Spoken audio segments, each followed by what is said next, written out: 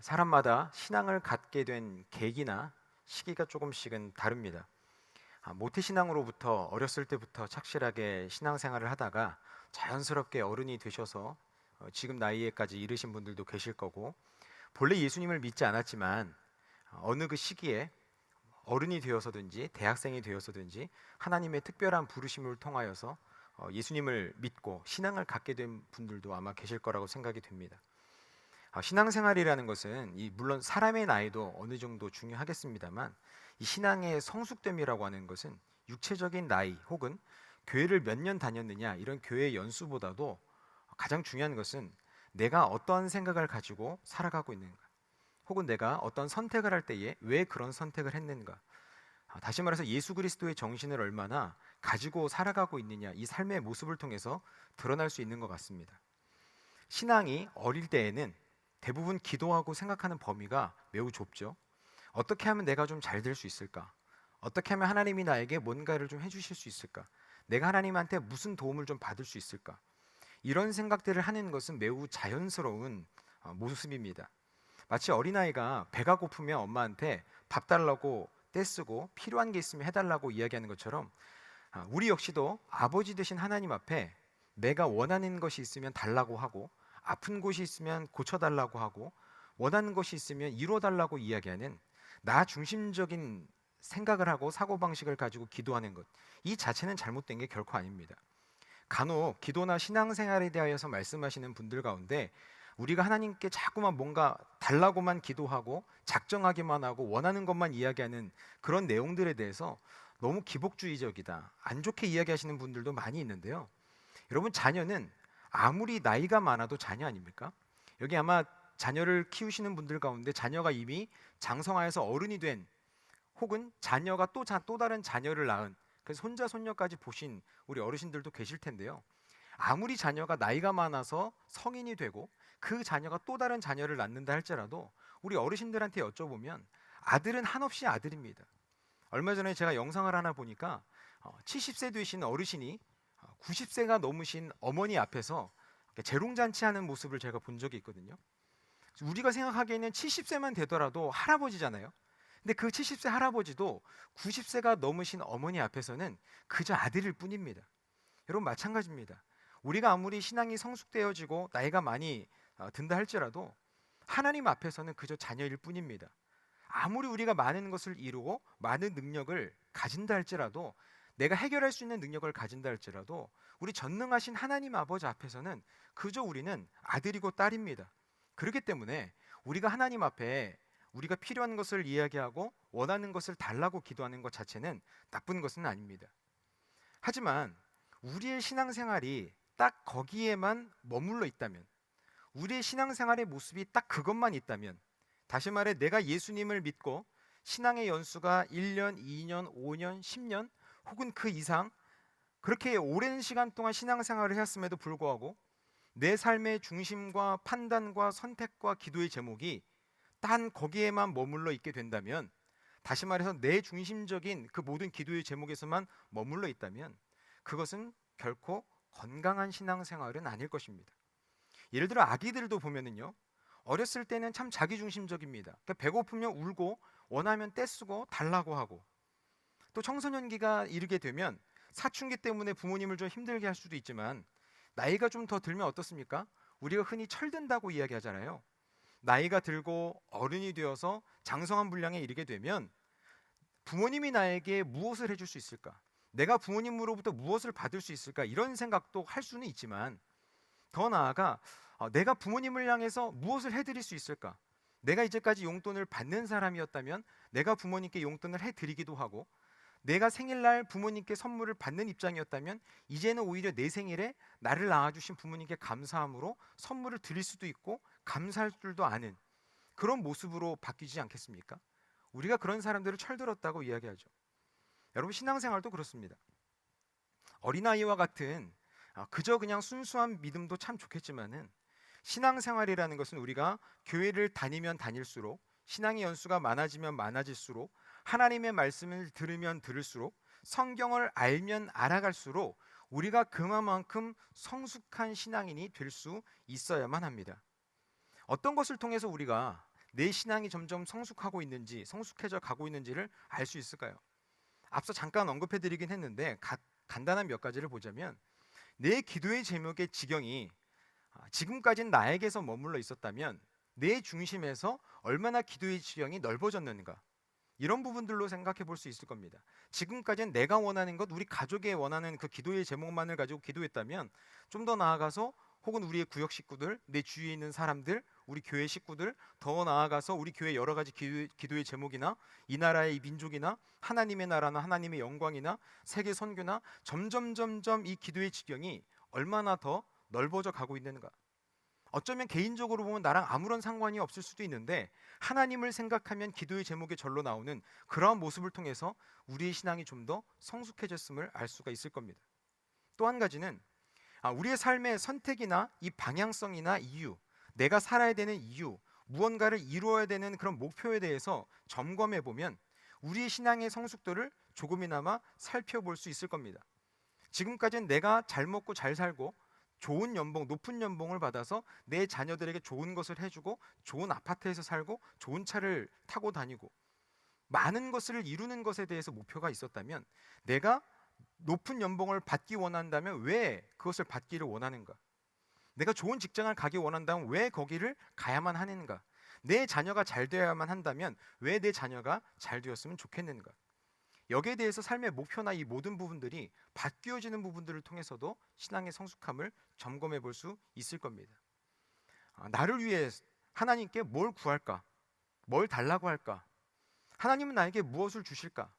어떤 기도를 해야 될까? 이런 고민을 하다가 이미 나에게 아들을 주신 그 하나님, 이미 나에게 생명을 주신 예수님, 이미 나의 삶에 늘 함께 하시는 성령님, 이미 나의 모든 삶을 통째로 책임져 주시는 그 하나님 앞에 나는 과연 그런 하나님께 무엇을 드릴 수가 있을까? 이런 고민을 하고 생각을 하고 내 삶의 방향성을 전환하는 것, 이것이 신앙이 성숙해지는 과정 중에 하나의 모습이라고 생각이 되어집니다. 그러니까 우리의 삶이 나 중심에서 하나님 중심으로 바뀌어지는 것인데, 하나님께 드리는 삶, 우리는 그것을 흔히 헌신이라고 부르기도 합니다. 그리고 그런 삶을 하나님께 영광을 돌리는 삶이다, 이렇게 이야기를 하거든요. 그러니까 우리가 그리스도인으로서 성숙해진 믿음을 갖게 된다면, 우리 신앙이 성숙해지다 보게 되면 하나님께 영광 돌리고 싶은 삶을 살고 싶다, 이런 마음이 자연스럽게 드는 겁니다. 어려서부터 그리스도인은 하나님께 영광을 돌리면서 살아야 된다, 이런 말씀들을 많이 들었고 또 그런 찬양을 많이 불렀고 그런 것들을 배우면서 살아왔는데, 이것이 정말 내 인생의 목표가 되고 정말 내 삶에 받아들여지기 위해서는 우리 스스로의 신앙이 진짜로 성숙해져 가야만 한다는 겁니다. 내 마음과 내 영성에 받아들여지지 않은 상태에서 그냥 무턱대고 하나님의 영광을 위해서 살아야 된다, 하나님께 영광을 돌리고 헌신해야만 된다, 교회를 위해서 모든 걸 바쳐야 된다, 이것을 배우기만 하게 되면, 내 마음이 따라가지 않게 되면, 우리의 영혼이 따라가지 않게 되면 신앙생활이 그렇게 힘들 수밖에 없어요. 해야 되는 것은 많고 하지 말아야 될 것도 많고 드려야 될 것도 많고 그저 힘든 종교 생활이 될 뿐입니다. 그래서 교회를 어렸을 때부터 다니다가 갑자기 어느 순간에부터 교회를 다니지 않는 사람들이 왜 그럴까요? 교회 나오고 싶지가 않은 거예요. 해야 될 것도 많고 하지 말아야 될 것도 많고, 근데 교회에서 하지 말라고 하는 건 하고 싶고 교회에서 하라고 하는 건 하기 싫고, 이것이 내 마음속에 온전히 받아들여지지 않으니까 하나님의 영광을 위해서 살고 싶은 마음도 없어요. 머리로는 압니다, 배워왔으니까. 그런데 그 하나님에 대한 내 마음이 온전하지 않으니까 왜 내가 하나님께 헌금을 드려야 되고 시간을 드려야 되고 영광을 돌려야 되는지, 그게 안 되니까 신앙생활이 짐이 될 수밖에 없는 겁니다.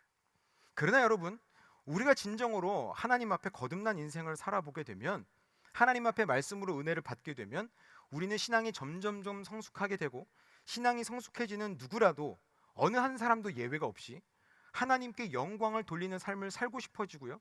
어떻게 하면 내가 하나님께 영광을 돌릴 수 있을까? 어떻게 하면 나에게 주신 하나님의 은혜를 조금이라도 올려드릴 수 있을까? 이런 생각을 하게 되는 것이 자연스러운 현상입니다. 그렇다면 성도 여러분, 우리는 어떻게 하면 하나님께 영광을 올려드리는 삶을 살 수가 있습니까? 흔히 하나님께 영광을 올려드리는 삶, 영광을 돌리는 삶에 대해서 여러 가지 생각들을 하게 되는 경우들이 있는데, 우리가 흔히 이런 생각을 합니다. 내가 뭔가를 엄청 잘해서 하나님께 영광을 돌려드린다. 이런 생각을 하시는 분들이 꽤 많습니다. 예를 들면 이런 거죠. 우리 자녀가 좋은 대학교에 합격해서 하나님께 영광을 돌리게 해주십시오. 그래서 저한테도 기도 제목을 적어서 주시는 분들 가운데 우리 자녀가 어느 학교에 대학에 합격해서 하나님께 영광 돌리도록 도와주십시오. 혹은 좋은 직장에 취직해서 하나님께 영광을 돌리게 해주십시오. 승진해서 사업이 잘 돼서 물질을 많이 벌어서 등등. 인간적으로 무언가를 이루어서 하나님께 영광을 돌린다는 그런 말들을 참 많이 하곤 합니다. 물론 간혹 연예인들 중에서도요, 상 받는 자리에서 모든 영광을 하나님께 올려드립니다, 돌려드립니다, 이렇게 이야기하는 경우들도 보게 되는데, 이 자리에 계신 우리 성도님들은 어떻게 생각하십니까? 과연 그렇습니까? 우리의 자녀가 좋은 대학교에 혹은 우리가 좋은 직장을 혹은 승진하고 높은 연봉을 받으면, 소위 말하는 세상에서 성공을 거두면 하나님께 영광을 돌리는 삶이 되는 걸까요? 물론 내가 혹은 우리 자녀가 좋은 대학교에 입학을 해서 좋은 직장에 취직을 해서 하나님께 영광을 돌리는 삶을 살 수도 있습니다. 그러나 좋은 대학교에 가는 것 자체가, 좋은 직장에 들어가는 것 자체가, 고액 연봉을 받는 것 자체가 하나님께 영광을 돌려드리는 것은 아닙니다. 서울에 있는 좋은 대학교에 가도, 혹은 반대로 그에 비해 조금 덜 좋은 대학교에 가도, 대기업에 들어가도, 혹은 중소기업에 들어가도, 아니 심지어 취업을 하지 못한 사람들도 하나님께 영광을 돌리는 삶을 살 수가 있습니다. 이 자리에 있는 우리 모두가 좀 솔직해지면 좋을 것 같아요. 나나 내 자녀의 성공을 하나님의 영광으로 포장해서는 안 됩니다. 차라리 그냥 솔직하게, 하나님, 우리 자녀가 높은 연봉을 받고 좀 잘 살았으면 좋겠습니다. 경제적으로 그냥 걱정 없이 살았으면 좋겠습니다. 그냥 이렇게 솔직하게 기도하는 게 낫습니다. 내가 뭔가 잘 되고 내가 뭔가 괜찮은 삶을 살면, 세상에서 말하는 괜찮은 삶을 살면 마치 하나님께는 영광이 되고 그것 자체가 하나님께 영광을 돌려드리는 거고, 그렇게 살지 못하면, 세상의 기준에 부합하지 못하면, 실패하면 하나님의 영광을 가린다는 생각은 내 인간적인 욕망과 성취를 하나님을 향한 마음과 영광을 가지고 포장하는 것하고 똑같습니다. 여러분, 왜냐하면요, 우리 하나님은 우리의 인간적인 성공 하나로 인해서 그 이름이 크게 영광을 받는 그런 분이 아닙니다.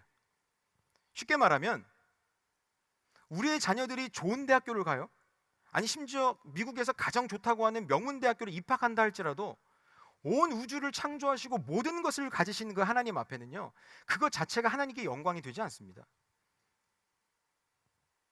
인간이 이루어봐야 무엇 얼마나 많은 것을 이룰 수 있겠습니까? 하물며 온 우주 만물을 창조하시고 그보다 더 크고 위대하신 하나님께서, 부족함이 없으신 그 하나님께서 우리 인간의 인간적인 성공 하나가 뭐 그렇게 대수겠습니까? 우리가 인간적으로 볼 때에는 내가 뭔가를 잘하고 뭔가를 많이 이루면 하나님께 영광이 된다고 착각할 수는 있지만, 성경에서는 하나님께 영광 올리는 것에 대해서 반드시 인간적인 성공을 해야 가능하다고 한 번도 말씀하시지 않습니다. 오늘 우리가 읽은 이 성경 본문을 보면 이렇게 말씀하고 있습니다. 모든 입으로 예수 그리스도를 주라 시인하여 하나님 아버지께 영광을 돌리게 하셨느니라. 아멘. 하나님 아버지께 영광을 돌리게 하셨는데 누가 그렇게 했습니까? 예수 그리스도께서 그렇게 하셨어요. 어떻게 그렇게 하셨어요? 모든 입으로 예수 그리스도를 주로 시인하게 함을 통하여서 그것을 하나님께 영광을 올려드리는 삶을 사셨어요. 여러분, 모든 입으로 예수 그리스도를 주라고 시인하는 것은 무슨 의미입니까? 쉽게 생각하자면 믿음이 없던 사람이 예수님을 믿게 된 거라고 보시면 될 거예요. 여러 가지 복잡한 이야기들이 있겠지만 간단하게 이야기하자면 예수님을 믿지 않던 사람이 예수님을 믿게 되는 것, 예수 그리스도를 주라고 시인하지 않던 사람이 그 입으로 예수 그리스도를 주라고 시인하게 된 것, 믿음이 없던 사람이 믿음이 생겨나게 된 것, 이거죠. 지금까지는 그 주인을 다른 사람으로 모시다가 교회를 다니고 있지 않다가 복음을 듣고 혹은 초청되어서 교회를 오고 시간이 지나면서 하나님의 부르신 그때에 하나님을 향한 믿음이 생겨서 예수 그리스도를 주라고 고백하게 된 것, 이것으로 하나님께 영광을 돌리게 하셨다고 말씀하고 있습니다. 여러분, 예수 그리스도를 주라 시인했다는 것은요, 예수님을 믿게 되었다는 것을 말하고 거듭난 인생, 다시 태어난 인생을 말하는 거잖아요. 그렇다면 여러분, 예수님을 믿게 됐다는 건 뭡니까? 그냥 우리가 간혹 제가 우리 학생들이나 성도님들 가운데 예수님을 믿는 게 뭡니까? 여러분, 예수님 믿으세요? 네, 예수님 믿죠. 아멘이죠. 이렇게 이야기할 때 그럼 예수님을 믿는 게 뭐예요? 이렇게 물어보면 대답을 잘 못하시는 분들도 계세요. 좀 곤란해하시는 분들도 있어요. 저를 잘 되게 해주신다는 그런 거, 저를 지켜주신다는 그런 거, 여러 가지 이야기들을 해요. 여러분, 예수님을 믿는다는 게 뭡니까? 믿음에 대한 설명은 여러 가지로 우리가 해볼 수 있겠지만 예수님을 믿는다는 거는요, 내가 죄인이라는 것, 죄인은 형벌을 받아 지옥에 가야 한다는 것, 그런데 하나님께서 나를 사랑하셔서 독생자 예수 그리스도를 이 땅에 보내주셨고 그 예수님이 우리가 아니라 나 때문에, 나 한 사람의 죄 때문에 돌아가셨다는 것, 하지만 3일 만에 부활하셨고 장차 이 땅 가운데 다시 오신다는 것, 이것을 동의하고 제청하고 내가 온 마음을 다해서 인정한다는 것, 이것을 우리가 믿는다, 예수님을 믿는다고 이야기하는 거예요. 그러니까 예수 그리스도를 주라고 시인하게 됐다는 것, 예수님을 믿게 됐다는 것은요, 자신의 인생의 주인이 다른 존재가 있었는데 예수 그리스도가 나의 주인이 되었다는 것을 의미하는 거 있죠. 하나님이 온 천하의 주인이시라는 것을 인정하지 않다가 그것을 인정하게 된다는 거예요. 다시 말하자면 하나님의 하나님됨을 인정하고 있다는 것을 말하고 있는 겁니다. 예를 들어 우상에 대해서 한번 이야기를 해볼게요. 하나님께서 가장 싫어하시는 게 우상을 섬기는 거잖아요. 여러분, 왜 하나님이 우상을 섬기는 걸 싫어하실까요? 단순하게 생각해 보자면 우상을 섬긴다는 것은 하나님의 자리를 뺏어서 다른 무언가를 그 자리에다 갖다 놓는다는 것을 이야기해요. 그냥 단순히 다른 신을 섬기는 것만을 이야기하는 것이 아니라 내 인생의 주인이 원래는 하나님이 되어야 하는데 하나님의 자리를 내쫓고 그 자리에다가 돈이나 명예나 자녀나 성공이나 다른 신을 갖다 놓는 게 우상을 섬기는 거잖아요. 이 얘기는 뭐냐면 하나님의 하나님됨을 인정하지 않겠다는 이야기예요. 그러니까 하나님이 가장 싫어하시는 건 그거죠. 하나님의 하나님됨을 인정하지 않는 것, 하나님의 자리를 뺏어버리는 것, 이것이 우상을 섬기는 일이고 하나님은 가장 싫어하시는 일입니다. 그렇다면 반대로 하나님이 가장 기뻐하시는 건 뭐예요? 그 정반대죠. 하나님의 자리를 하나님께 온전히 돌려드리는 것을 말해요. 온전히 하나님의 하나님됨을 인정하는 것을 말해요. 여러분, 어쩌면 우리들에게는 그게 뭐 그렇게 대수야, 뭐 그게 어렵다고 그래, 이렇게 생각할 수도 있겠지만 하나님, 모든 것을 가지신 우리 하나님은요, 우리가 가지고 있는 성공이나 인간적인 것, 어떤 물질이나 이런 것들을 우리에게 원하는 것이 아니라 우리의 온 마음을 다해서 진짜로 하나님의 하나님됨을 인정하는 것, 온 마음을 다해서 하나님을 왕으로 인정하고 우리의 주인을 인정하는 것, 하나님을 하나님의 그 자리에 그대로 모셔두는 것을 우리 하나님을 가장 기뻐하신다는 사실입니다. 우리가 흔히 복음을 전하는 것, 이 전도하는 것이 하나님께 가장 큰 상급을 받는다고 이야기를 하잖아요. 한 영혼이 돌아오면 천국에서는 천국 잔치가 벌어진다고 이야기하죠. 네, 맞습니다. 하나님께서 가장 기뻐하시는 것은 한 영혼이, 천하보다 귀한 한 영혼이 구원받고 돌아오는 건데, 여러분, 그 구원받는다는 것은 그 사람이, 한 영혼이 하나님께 돌아온다는 것은 그저 한 사람을 살렸다는 것만을 의미하는 것이 아닙니다. 그 죽어가는 사람을 살렸기 때문에 하나님이 기뻐하시는 것, 그것도 맞지만 좀 더 원론적으로 보자면요, 그 구원받은 사람은 어떤 사람이 되는 겁니까? 그 주인이 하나님이 아닌 하나님의 하나님됨을 인정하지 않던 사람이 하나님의 하나님됨을 온전히 인정하고 나의 주인이 하나님이십니다, 이것을 인정하는 사람이 늘어났다는 거잖아요. 그래서 하나님이 기뻐하시고 그 무엇보다 그 모든 그 상황 가운데 천국 잔치가 벌어지게 되는 겁니다. 이 자리에 있는 우리 모든 성도 여러분, 그래서 우리는 누구라도 하나님께 영광을 돌리는 삶을 살 수가 있습니다. 꼭 우리 인생에서 무언가가 세상이 말하는 성공을 거두어야만 하나님께 영광을 돌리는 게 아닙니다. 다윗처럼 왕이 되어야만, 다니엘처럼 총리가 되어야만 하나님께 영광을 돌릴 수 있는 게 아닙니다. 나아만에게 한마디를 전했던 그 어린 여종도 하나님께 영광을 돌리는 삶을 살 수 있는 줄로 믿습니다. 나이가 많고 적음의 문제가 아닙니다. 간혹 우리 주일학교 학생들 가운데 목사님 전 어른이 되면 하나님께 영광을 돌리는 삶을 살겠습니다, 이렇게 이야기하는 경우가 있습니다. 얼마나 기특합니까? 하지만 생각보다 많은 경우에 제 생각에는 우리 부모님들께 영향을 받은 것 같은데요, 자신의 인생의 성공을 하나님께 영광을 돌리는 삶하고 동일하게 생각하고 이야기하고 착각하는 경우들이 참 많습니다. 여러분, 나이가 어린 우리 주일학교 친구들도, 아무리 어린 우리 초등학교 친구들도요, 하나님께 영광을 돌리는 삶을 지금 살 수 있는 줄로 믿으시기를 바랍니다. 나중에 어른이 되어서 하나님께 영광을 돌리는 삶을 사는 것이 아니라 지금 당장도 비록 초등학교밖에 안 다니고 많은 것을 할 수 있지 않는 것 같아도, 인간적으로는 별 볼 일 없는 것 같아도 우리 아이들도 하나님의 나라와 영광을 위해서 쓰임받는 인생을 살아갈 수 있습니다. 어떻게 해요? 내 주위에 있는 친구들에게 복음을 전하는 거죠. 그리고 그 친구들이 초대를 받아 교회를 나오고, 그 언젠가 그 친구들이 복음을 듣고 예수님을 믿는 믿음이 생기게 되면, 다시 말해서 그 친구들의 입속에, 말 속에 내 인생의 주인은 내가 아니라 예수 그리스도이십니다, 난 예수님의 제자이고 하나님의 자녀입니다, 이렇게 입술을 통해서 고백하게 되고 예수 그리스도를 믿는 믿음이 생기게 되면, 그에게 복음을 전했던 그 친구는 하나님께 영광을 돌리는, 그가 전했던 그 사람의, 그 친구의 입술 속에 예수를 주로 시인하여 영광을 돌리게 하는 겁니다. 하나님께 영광을 돌리는 인생을 그 친구들이 살게 되는 줄로 믿으시기를 바랍니다. 간혹 우리가 복음을 전하다 보면, 제가 교회 다닌 지 얼마 안 돼서 성경에 대해서 아는 것이 별로 없어서 그래서 제가 복음을 잘 전하지 못합니다, 이렇게 고민이 있으시고 생각하시는 분들이 계시는 줄로 압니다. 제가 아는 한 목사님이 계시는데요, 예전에 있던 교회 목사님이신데, 그 목사님이 대학교를 다닐 때 복음을 받으셨어요. 예수님을 믿게 되셨어요. 그러니까 대학생 때 예수님을 만났으니까 얼마나 그 열정 가운데 뜨거움이 있습니까? 그 성경 공부 모임을 해가지고 다른 사람들에게 복음을 전하고 성경을 가르쳐야 되는데, 그 주위에 모임을 했던 사람들 가운데 자신들에게 성경을 가르쳐 주기로 했던 분이 갑자기 사정이 생겨서 성경 공부를 못 해주게 된 거예요. 그러다 보니까 이 예수님을 믿은 지 얼마 안 된 이 목사님에게 그 이야기가 전해지게 되고, 그 목사님을 통해서 성경 공부 모임을 좀 했으면 좋겠다고 이야기를 하셨다는 거예요.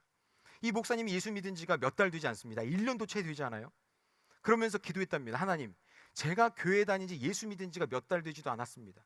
그런데 제가 어떻게 성경을 가르치고 제가 어떻게 다른 사람에게 복음을 전합니까? 그렇게 기도하고 있는데 하나님께서 그 목사님에게 그런 마음을 주셨다고 합니다. 걔들은 너보다 더 몰라. 걔들은 너보다 더 몰라. 아직 복음에 대해서 들어본 적도 없는 애들이야. 교회를 다니지도 않는 애들이야. 걔들은 너보다 더 몰라. 그래서 그 목사님께서 기도하는 가운데 그것을 응답으로 받고, 그래, 그 사람들은 교회 다닌 지 아직 교회를 다니지도 않고 몇 주 되지도 않았는데 나는 그래도 몇 달이라도 다녔으니까 내가 이 사람들보단 좀 더 알겠구나. 그래서 그때 하나님의 말씀으로 받고 그들에게 복음을 전하고 성경을 가르치다가 담임 목사님이 되셔서 지금 너무 훌륭하게 목회를 하고 계십니다. 이 자리에 있는 성도 여러분, 복음을 전한다는 것은 성경에 많은 지식을 전하는 게 아닙니다. 성경에 있는 많은 것을 외워서 그것을 그들에게 지식을 전달하는 게 아닙니다. 복음을 전하는 것, 전도하는 것은 그저 진리를 선포하는 겁니다. 하나님이 당신을 사랑하셨고 당신을 위해 예수 그리스도를 보내셨고 하나님은 당신을 향해 놀라운 계획이 있으십니다. 예수 그리스도를 믿으면 우리는 천국 갈 수 있고 구원받을 수 있습니다. 여러분, 이것을 전하는 것은 어려운 게 아닙니다. 혹 여러분, 복음을 직접 선포하는 것이 힘들다면 복음이 선포되는 자리에 초대하는 것도 하나의 방법일 수 있습니다. 여러분, 우리가 새생명 전도 축제를 지나고 있는데, 여러분, 우리가 늘 전도해야죠. 늘 복음을 전해야죠. 1년에 이렇게 2번 전도 축제 때만 복음을 전하고 나머지 때는 복음을 감추고 사는 삶은 아니지 않습니까? 그럼에도 불구하고 우리가 매일매일 매 순간마다 복음을 전하는 삶을 살아야 되는데도 불구하고 왜 이렇게 우리가 1년에 2번씩 이런 전도 축제 행사를 하고 진행하라고 기획을 합니까? 여러분, 그거는요, 우리 교회에서 우리 모든 성도님들에게 복음을 전할 수 있는 기회를 드리려고, 도움을 드리려고 사역들을 기획하는 겁니다. 여러분, 예수 믿어요 천국 간다고 말하는 것이 요즘엔 어려운 분들도 계실 텐데, 여러분, 그 말하기가 어려우면요, 복음이 선포되는 것에 초대라도 해보세요. 여러분 우리 교회 캠핑데이도 하고 플리마켓도 하고 여러 가지 행사들이 있지 않습니까? 또 우리 교회에 좋은 시설들이 얼마나 많아요? 놀러 오라고 이야기하는 거죠. 연예인이 온다고 하니까 한번 초대해 보는 겁니다. 선물 준다고 하니까 한번 와보라고 하는 거예요. 차마 내가 부끄러움이 있어서 예수님 믿으란 말은 차마 못하더라도 그러면 이곳에서 복음의 진리가 선포가 되지 않습니까? 그럼 진리가 선포되고 복음이 선포되는 자리에 함께 그들을 초청해서 오게 하는 겁니다. 그럴 때 그들이 이곳에서 선포되는 하나님의 말씀을 듣고 예수 그리스도를 주라 고백하고 시인하게 되면 우리 모두가 하나님께 영광을 돌리는 삶을 살게 되는 줄로 믿으시기를 바랍니다. 여러분 우리 돌아오는 주일이 드디어 VIP 초청 주일 아닙니까? 여러분들 태신자들 아마 다 작정을 하신 분들도 계시고 아마 못하신 분들도 계실 수 있다고 생각이 되어지는데 여러분 주위에 누구라도 괜찮습니다. 때 우리가 장기 결석하시는 분들도 총동원 주일이니까 좀 모시고 나와야 되지 않을까요? 그럼 어떤 분들은 물어봐요. 장기 결석자는 몇 달 정도 빠져야 장기 결석자입니까? 이렇게 물어보는 분들도 계세요. 제가 말씀드리겠습니다. 지난주에 안 왔으면 장기 결석자라고 생각하세요. 지난주에 안 왔으면 내 주위에 지난주에 무슨 일이 있었든지 1년 내내 오다가 지난주에 안 왔어요. 장기 결석자구나 생각하고 교회 가자고 이야기하시면 됩니다. 그저 여러분 우리 주위에 누구라도 이 복음의 자를 인도할 수 있는, 초대할 수 있는 우리 모든 성도님들이 될 수 있기를 바랍니다.